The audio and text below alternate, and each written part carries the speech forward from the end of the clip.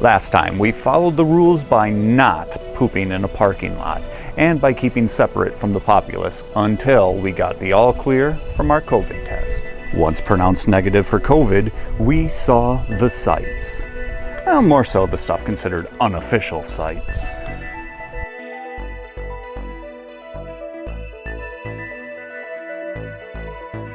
The next day was set for a spin around the Golden Circle, a route filled with national parks, waterfalls, glaciers, and more. So if you're planning a trip to Iceland, you can consider this route.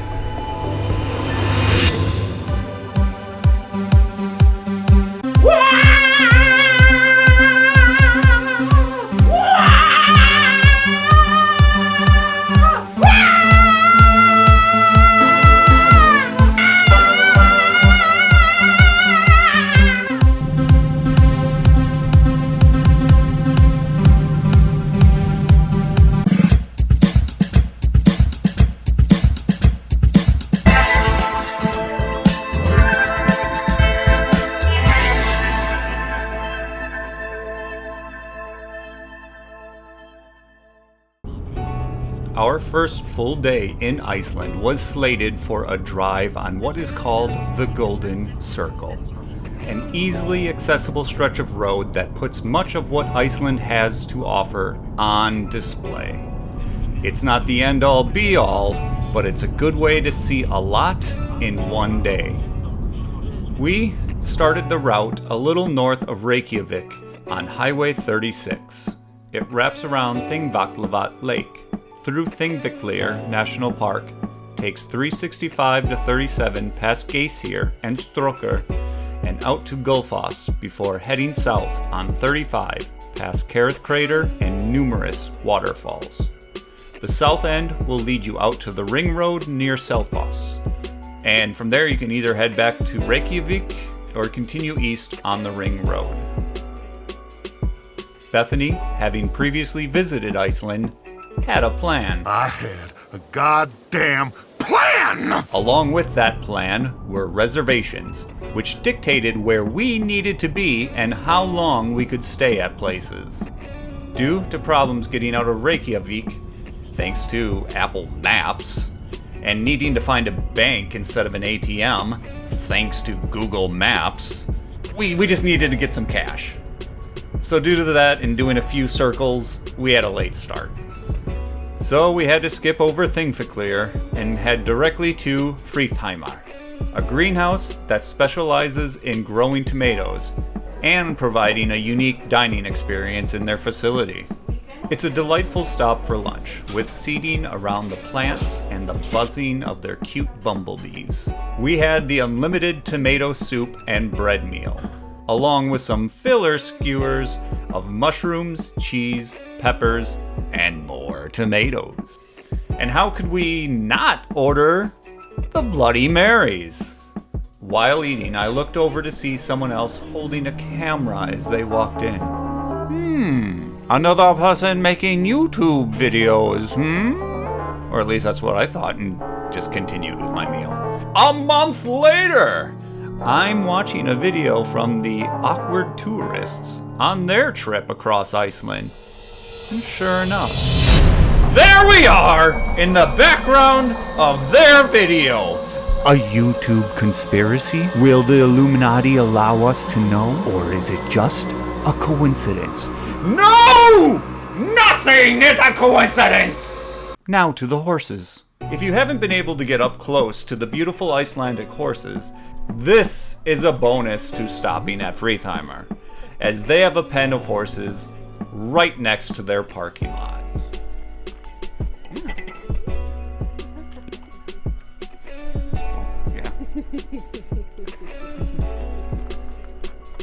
After our meal and hitting the road, it made more sense to continue forward on the circle before attempting to head back to Thingvellir.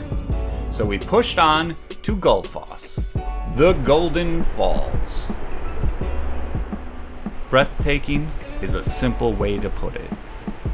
Living in Wisconsin, I don't get very many chances to see waterfalls, let alone of this size. The canyon is huge. The falls are huge. The sound is huge. It makes you feel small, but in a good way. It's difficult to describe how we felt in the presence of the falls. Bethany says it's because of negative ions. All I know is I could have stayed there all day, walking the trails and drinking in those negative ions. But there was a plan. Goddamn plan! On our way back from Gullfoss, I must have fluttered my eyelashes enough to convince Bethany to stop at Geysir to see Strokkur go off. The grounds were completely empty except for a couple walking in the back of the park. So I guess it wasn't completely empty, but it was empty except for that couple in the back. I had never witnessed a geyser before, and I wanted to tick that off my list of life experiences. Tick.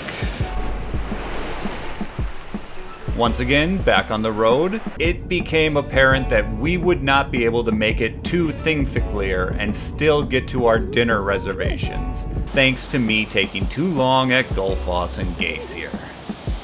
I ruined it. So we had to push the visit to that national park to the end of our trip and travel forward on the circle. Since we were moving forward, we also had a little extra time, and I'm a fan of waterfalls, so we stopped at Faxi, which again was empty. You can see the falls from near the parking lot on a small boardwalk, or you can walk down close to the falls. Just make sure you do not walk on the grass. They explicitly ask for people to stay off the grass to maintain the natural beauty, so don't take shortcuts on your way down or up. After visiting Gullfoss, Faxi doesn't have the same wow factor, but it is still beautiful. Keep in mind that there is a fee to park. When we visited, it was free, so sooner or later that fee probably will return. During our drive around the Golden Circle, the weather was so good we had the ability to see not just a single glacier, but 4. At one point, we could see Langjökull, Hofsjökull, Mýrdalsjökull, and Vatnajökull at the same time. Later, we could even make out the famous Eyjafjallajökull in the distance. So even though I didn't get terribly close to one of them, I was still able to see quite a few in the end. Sort of tick. Further down the way, we stopped at Kerið Crater. The crater is estimated at 3,000 years old. It's 55 meters deep, 170 meters wide, with a circumference of 270 meters. It's not huge, but it isn't small. It's also lined with a reddish rock instead of the black color normally associated with volcanoes. Paths go around the top of the crater and go down into the bowl area. There, you can sit on a partially submerged bench if you like, apparently. I didn't because I didn't want to get my pants wet before dinner. Time was tight, and I had a short amount of time to view the crater, so I chose to go into the caldera itself instead of dashing around the rim. Visiting Kerið Crater costs 400 Icelandic kronur. It's beautiful, and if you're in the area, it's definitely worth the stop. The plan of the day culminated with us hopping off the ring road to have dinner at Ingólfsskáli Viking restaurant. The restaurant resides along the Ingólfsfjall mountain and is a recreation of a turf-style Viking longhouse. Inside, everything is made of wood, imported from Norway and crafted by hand to emulate what the original Vikings in Iceland would have had. The walls are lined with shields, animal skins, and even candles, electric candles. The low light from the horn chandeliers gave a great ambiance, but my camera didn't do well with the colors. Hopefully I'm able to massage that a little bit in post. Our host Gunnar was spectacular. We cannot thank him enough for opening his wonderful restaurant to us that evening. Being a bit ahead of tourism returning to Iceland, we were the only people dining, and he balanced being an attentive host and giving us space to eat and talk over our dinner. He supplied us with family history of the restaurant, Icelandic history, and just casual conversation. For our drinks, Bethany ordered a literal horn of beer. And I, being too damn fancy for that, got a local blueberry mead. Pinkies out!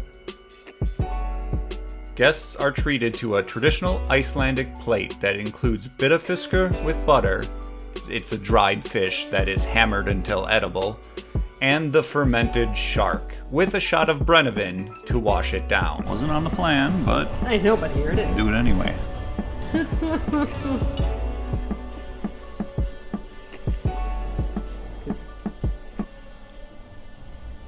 I guess I just eat weird things too often. There's nothing weird about it, but I'm gonna do the shot anyway. There you go. I like the shark taste better than the shot taste. Oh, there's that ammonia smell. That ammonia. Ooh. It's not too bad. No, not at all. It's not too bad. That ammonia, though. Ooh, that ammonia, though. That's a thing.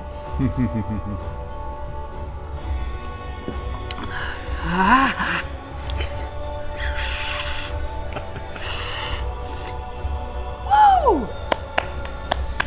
We did it! For our dinner, oh my. We opened with the Viking tasting plate. Smoked Arctic trout, cold smoked salmon, double smoked leg of lamb on flatbread, and cured goose breast with raspberry vinaigrette. This appetizer is amazing. If you can order 2, do it. It's that good. We also got the soup of the day, langoustine, which was also very good. For our main course, Bethany had the lamb fillet, and I had the pan-seared cod. Both fresh from the farm and the sea. They knocked my goddamn socks off. I never had a history of eating lamb. It was never something that either of us cared for. But lamb in Iceland and at Ingólfsskáli is on another level. No wonder it's their signature dish. The fish was amazing as well, and how can you not order it when the menu says it comes with intriguing sides? I think it was cauliflower and potatoes, but damn good cauliflower and potatoes. Finally, we ended our dinner with the skyr moose. The skyr, basically an Icelandic yogurt, is whipped until it's lighter and fluffy, then adorned with raspberry sauce, crumbles, and blueberries. Gunnar also shared some tasty Icelandic birch schnapps. I believe it was called birkir. Everything at Ingólfsskáli was excellent. The dinner, the drinks, the environment, everything was so wonderful. It was the capstone experience of the day. Ingólfsskáli Viking Restaurant also offers archery and axe throwing, but we didn't make those reservations. You can see Iceland with a Views video, Ingólfsskáli Viking Turf House Restaurant, South Iceland, to get an idea of what those extra options are like. We ended up dining here because of that video, and we are thankful that we did. Once satiated, we made our way back to Reykjavík for the night. We weren't going to stay out late because the next day, we were headed for Tacnafjörður in the West Fjords. Next time, we leave the capital and drive to some of the quietest parts of Iceland. And this time, I didn't accidentally delete a whole bunch of driving footage. Come back next time for more Iceland 2021.